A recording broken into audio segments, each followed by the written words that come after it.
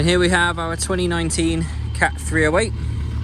It's done 4,031 hours from new, and while having a single owner. Would have been on a Cat service contract from factory and then maintained on fleet as part of a fleet of 8 tonners that we have.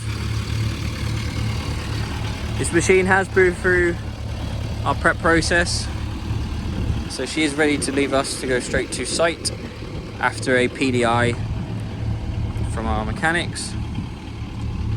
All of our machines. It's very high spec as well, next gen Cat, so the cab is nice and lovely. You do get hammer, drains, tank and rotate as well with a return on there, so you do have a full fleet of hydraulic lines on this machine. You do have a hydraulic quick hitch twin lock-in control for such as in the cab. This bucket is included in the sale as well.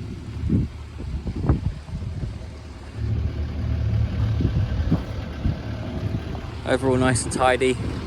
She does have amber and green beacons, so you are site safe. You got your seat belt and obviously your general machine beacon there as well.